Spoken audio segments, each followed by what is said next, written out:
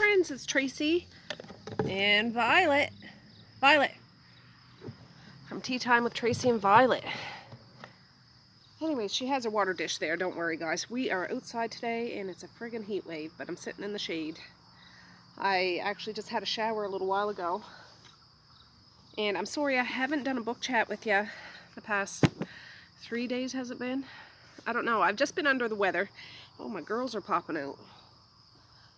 Not like fever or anything, just really a snot ball. I've been a snot ball, and I just, you know, just the way. I'm still not 100%. I'm not sick. I just have this congestion, and I'm not having tea today because it would make me pass out probably. I'm having a carbonated watermelon water. It's not like sweetened or anything like that. It's just the essence. It's not my favorite. I like grapefruit probably. Lemon or lime. I mean, I like them all, but yeah, I'll show you the teacup I'm going to use though. Don't think she's been out. Look at this beautiful blue. I have ones that, you know, they all look kind of similar, but I'm pretty sure I haven't had her out. There. Now, she has gold right here, gold right there, but she does not have gold on that side. And she has a little bit of the flowers there.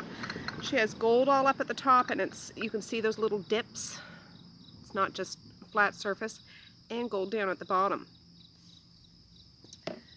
All right, just wash this. So there's her skirt or her pedestal, and again she has gold all around the edges. Yeah, and this is Royal Vale bone china, made in England. So this is fairly cold, so yeah, I don't think this will be a very long chat. And I could have did it down in the basement. It would just be easier. Violet needed to go out. She can get a little fresh air, and it's not the high. It's like almost 4 o'clock. It's not like high noon where it's totally sunny out front and all that stuff. There's quite a bit of shade, even though it's hotter than the hinges of hell. Violet, get out of the flowers. Come on. Get out of the flowers. What's going on here? What's going on here? Goodness sakes.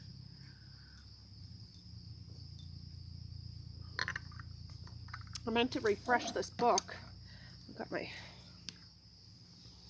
the last video I did, I did Devil's Lair when I was down at the beach. I think that was my last video. Yeah, and I said it was a duet book. The other one was Angel's Cage. I think from now on when I do duet books, I'm going to do them both at the same time. I thought that I could break it up. It's just harder to do that way. I don't know. It's tricky because I don't want to give so much away. That's why this chat isn't going to be super long, because I can't really say a whole lot about this book without giving this book away, and vice versa, you know. But I finished this a few days ago. I'm already on book 3 since I finished this book. I'm starting to get into horror and thriller books. I still have oodles of dark romance and historical romance. Oh, it's hot to read, but I am a mood reader, and those books aren't going nowhere. So I got an attic full of books, and I'll get to them. Right now, although it's the middle of August, tomorrow is actually my eldest daughter's 26th birthday. Yes, she's not here unfortunately, but yeah, it's August 15th tomorrow. But I am sick and tired of this heat, honestly, and that might drive some of you crazy, but us Nova Scotians, well, for me personally, I can't handle the heat for too long. I'd take a blizzard over a heat wave, but that's me. Anyways, I wanted to get myself into the mood for fall and winter, and I geared myself a little more towards that realm, and I've read a couple of fall Halloween-y scary books. It's supposed to be scary. I mean, I haven't read a book that really scared the bejesus out of me ever. There's ones that get a little creepy, ones that get whatever. I would love to read a book that really knocks me ass over tea kettle and be scared, because I love that. I love scary movies. I love scary things. Even though it scares me, it's like an adrenaline rush. So I've never come across a book that actually does that. But I still enjoy reading ghost stories and haunted house stories and exorcist stories and things like that. So I'm starting to do that. But I'm not going to talk about those books in August. I want to talk about books like this and other books that I've read but I haven't talked to you about yet. And I'll use the month of August to talk about those books, just to give you my thoughts on them. They're not reviews. I don't really give star ratings, just my thoughts, my 2 cents, my feelings about them. And then come September and October, I'll probably do more horror and thriller books with the occasional romance or historical ones thrown up in there too. But yeah, I want to dive head first into the abyss of the darkness out there and bring on Halloween and fall and cold and fires in my kitchen and all that sort of thing. But today I'm going to talk about Angel's Cage, which is the duet book with Devil's Lair. So I forget what these, I was going to say the names. I know Nikolai. Is it Chloe? Yes, Chloe. Chloe.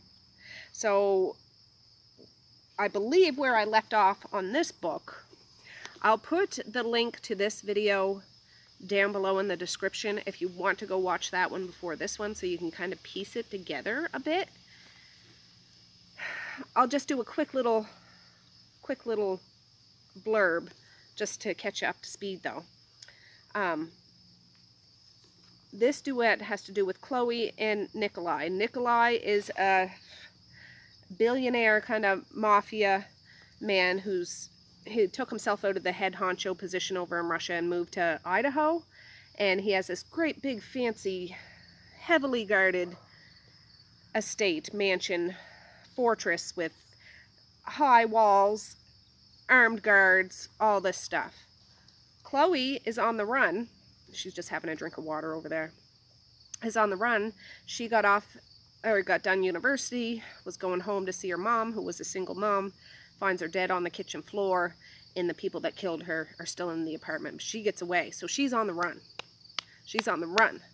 And she's on the run for about a month, and they keep catching up to her, but she keeps getting away. But these guys aren't just robbers. These guys have the capability of erasing store footage, erasing police records and things. Her mom's death was ruled a suicide, but she knows better. But the police don't believe her because the evidence has been tampered with and all this jazz. So while she's on the run, she comes across this nanny tutor position at this, oh look, a caterpillar. There's always a caterpillar that comes up to me. Look at that. What are you doing there, bud? What are you doing? I gotta put you down because you can't really, you're going pretty fast. Anyways, she finds this job application or posting in a free newspaper at a gas station. And she's really down to the last like 20-30 bucks. That's it. Like, she's not living high on the hog at all. And she's driving a beater, you know, a clunker of a car. The ad, though, it's like $3,000 a week. Well, it's right here. Live-in tutor wanted for a 4-year-old, must be willing to relocate to a remote mountain estate. $3,000 a week. What? Yes. Yes, sir. $3,000 a week cash. Anyway, she applies for it. Long story short, she gets it. Nikolai is a big, fancy, intimidating guy, and she's this tutor. And she has the background for it, like she has education in this kind of field. And throughout the first book, there's so much tension between these two. There's a lot of sexual tension between these two. He seems to be obsessed with her from the second. It's not like an insta-love kind of thing, because he's not trying to let her know that he wants her right off the bat, but he's infatuated with her to the 10th degree. And she finds him extremely attractive, but she knows it's inappropriate because it's her boss, so she can't jeopardize losing this job because this is the safest place she could be. She's in a remote location from these guys that are trying to get her. But he's so handsome. He's so handsome. And his little son, this 4-year-old Slava is what his name is. He's only been in Nikolai's life for 8 months. Like, Nikolai didn't know he had a son, and the son's wife, or not wife, one-night stand, passed away in a car accident. Turns out he has a son. He's 4 years old, and he's been with Nikolai for 8 months. Fast forward, they eventually have some sort of mutual understanding about the attraction with one another, and things go. They don't actually physically do anything till closer to the end of the book, which is fine.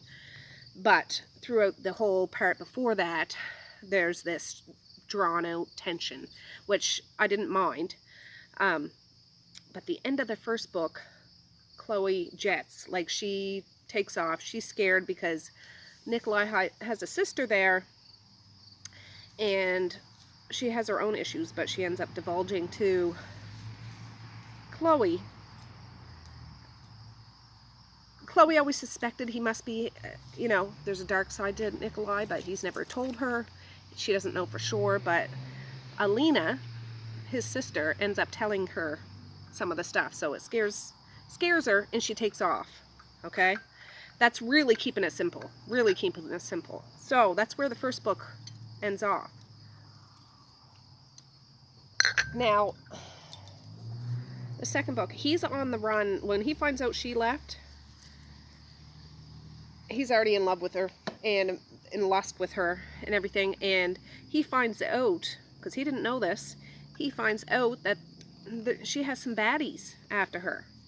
So he's freaking out. He needs to get her back before these other baddies get her, because Nikolai has the know-how and the resources over in Moscow. He has 4 brothers. They're all in the business, and they're the ones that found out that these baddies that are after her have erased all this stuff. Only Nikolai's brothers and organization are even badder, or like badder in a good way. They're even better hackers to figure out what's going down. And so Nikolai and his entourage go on the run looking for Chloe, and it's only been a couple hours since she left. And eventually, so close call, but long story short, she ends up getting back to the thing. Everything is not smooth. People are hurt, and it's quite scary. Now, she still has these strong feelings for Nikolai, but she can't understand why he has to be the way he is, because whatever. Which, I have to say, this kind of upset me about the book, about her. She kind of got on my nerves a little bit. Minerva. Yeah, she did. Because he was doing everything in his power to make sure that she was safe and looked after. And, like, yeah, he did every single thing he could do to make sure she was safe. And even though she didn't tell him about these bad guys that were after her, which could have endangered him and his family, which really they couldn't, because it's like an army base security there. It's not an army base, but like it's hardcore. Violet, what are you doing? She's jumping around.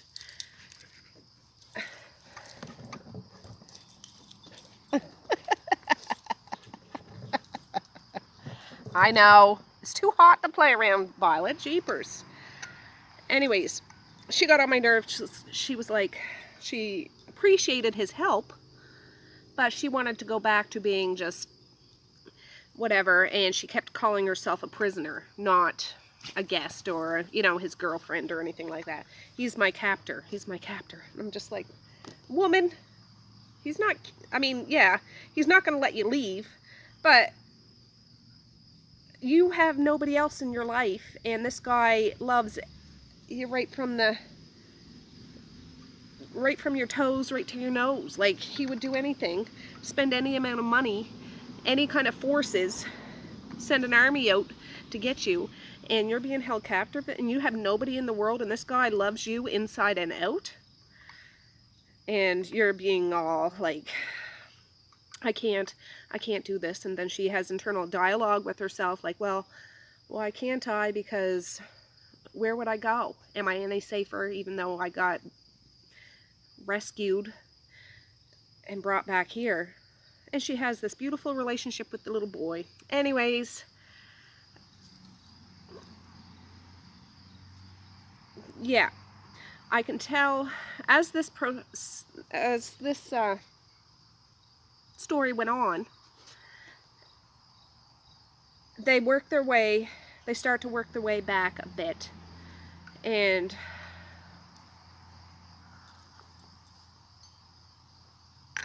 they eventually find out who is after her. And I'm not going to tell you who, but they're bigwigs. They are bigwigs. They have nothing to do with his criminal family or anything like that. It's somebody else. Oh, here comes my husband. Just a minute. Oh, he's just going to town. Yeah, the people that are actually after her are nothing to sneeze at. You know what I'm saying. And Nikolai and his organization find out who it is. And there's some hurdles they have to go jump over, because they would have a way of remedying things, but Chloe doesn't want it to go down the way it should. And I'm thinking, that was another thing that ticked me off. If these guys want to go, I mean, it's just a story. I'm not an assassin, and I don't promote killing of any kind, but if it's in a book, I don't care, Sally, I don't. It's a book. It's a story. It's made up. Let Nikolai do this and eliminate your problem forever. Let him do it. Let him do it. But she has to be difficult, which kind of ticked me off a bit. But I have to say, there's quite a bit of action in this. There's a lot of, I find there's quite a lot of, it's not like erotica. It isn't. Like, there's sex in this, but there's more sex in the second book than there's the first book. But there's a lot of sexual tension in here too. And it was a little more than I like personally. I don't mind sex in books. I don't. It doesn't bother me. But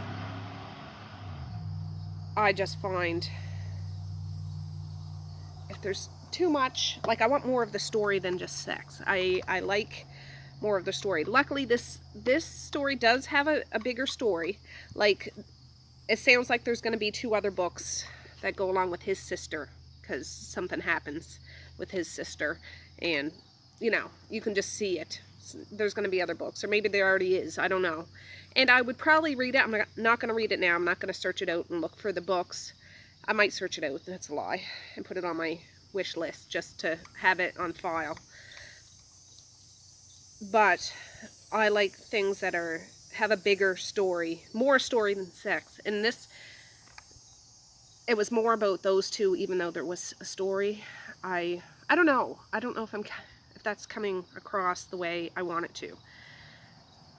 I just find there was a lot of time spent on their internal dialogues with one another, like with themselves, and then just all about, he wants her and she keeps fighting it, and like, it was just annoying. I'm just like, just do it. Just do it. Just give in and do it. But I mean, if you really don't want to, then hightail it out of there. Or, like, really put up a fight. Don't be like, oh, I want him so bad, but really I don't. Don't be a tease like that, is all I'm thinking. But that's me. And it might sound like I don't like this book. I do. And I found the writing easy to read. Like, it didn't take me no time to read these books.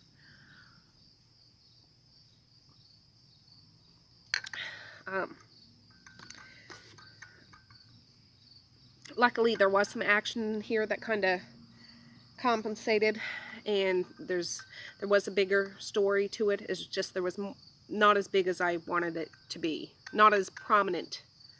Not as close to the forefront of the story. It doesn't have to be the number one, but it has to at least be the number two of the story. And it just... I was searching... I almost felt like skimming over some of the sex parts. I'm like, okay, well, we've been here, done that several times. Let's, all right, I'll skim over it and let's go back to the story. I don't like when that happens. I'd rather read more pages with story in it instead of doing the whole sex thing all over again, even if it's in a different room. Okay, all right. But that's just my 2 cents. It's good. It's just a matter of taste, how much you like, I guess. Like, and I'm glad I read it. The thing is, though, just something that has nothing to do with the story. I actually had to return this, which I haven't yet, because there's like 5 or 6 pages in this that the page came out. So I contacted, you know, how you go to Amazon and contact and return, and yeah, there's several in here. I left them in where they're supposed to be, but like, comes right out. I've never had a book do that before. The first book didn't do that. This one did, so that should be coming in the mail anytime soon, and I'll return that one. But yeah, I would recommend it if you're okay with that. I like the story, the premise, like I really did. Girl on the run, and yeah, I'm just saying this girl on the run finds a perfect isolated job, lots of money in a big mansion. You don't have to worry about food or nothing like that, and have a drop dead gorgeous hunk too.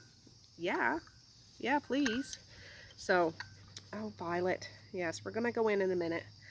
I would say that's a good one. It didn't blow my mind. That's all. It was like a casual read for me. It didn't engulf me like, oh, I just had to devour it and I can't wait to find out what happens. A book series like this, you know what's gonna happen halfway through the first book. Like, you know, you just know, or I know. So anyways, I'm gonna end that now. Yeah, I'm gonna end this now so I can get in out of the heat. It's actually not too bad here in the shade, but yeah, I'm gonna end this now. So I would like to do another one tomorrow. I need to go through the books. I have a whole box of books upstairs that I've read this past month that I haven't even talked to you about. Some of them I liked, some of them I didn't, but I'll talk about them, whether I like them or not, and just so you know. Anyways, I want to say peace, love, and happiness today and every single day. Please like, share, and subscribe if you so choose, but if not, that's okay too. I still love you. I still want all the happiness in the world for each and every one of you out there. I certainly do. I really, really honest and truly do. Yes, I do. So yeah, well, I feel good about getting this up, and I really look forward to yeah, getting into some different books. Even though it's still hot out, it'll make me feel like 'tis the season to get spooky. Yes, please. Yes. So anyways, I guess with that, I'm gonna say have a good night or have a good morning, and I might see you tomorrow. Bye. Bloop.